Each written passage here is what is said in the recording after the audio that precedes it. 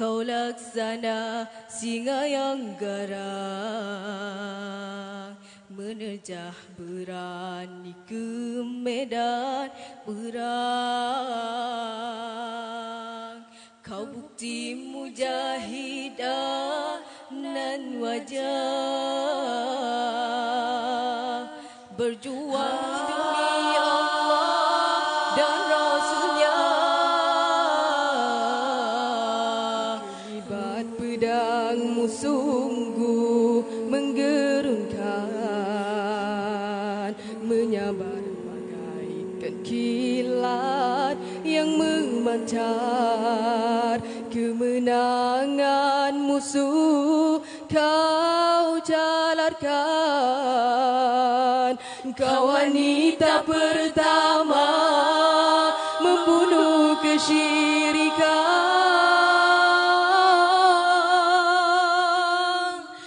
Walau di hatimu ada gundah, tapi kau sembunyikan dengan tabah. Melihat jasad Hamzah yang dirobekkan, kau relakan segunung kesedihan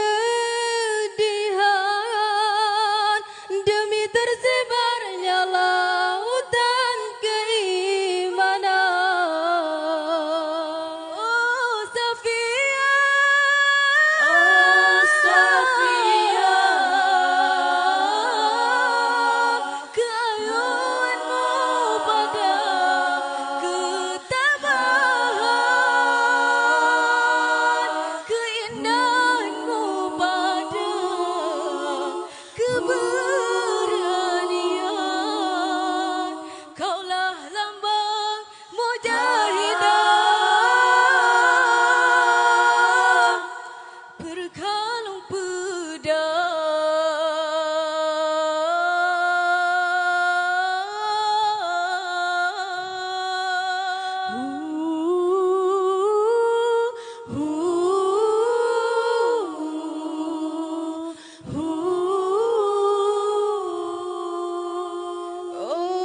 Safia, kaulah Syitra, mujahidah sejati.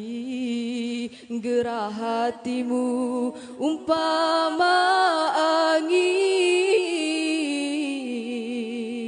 buat teman kau menjadi bayu yang membelai. Buat musuh kau menjadi badai yang menghancurkan.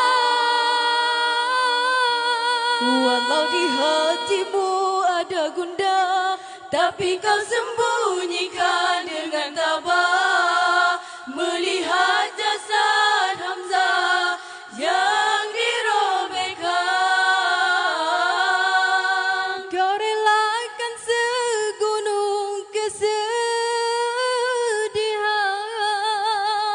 demi tersebarnya lautan keimanan.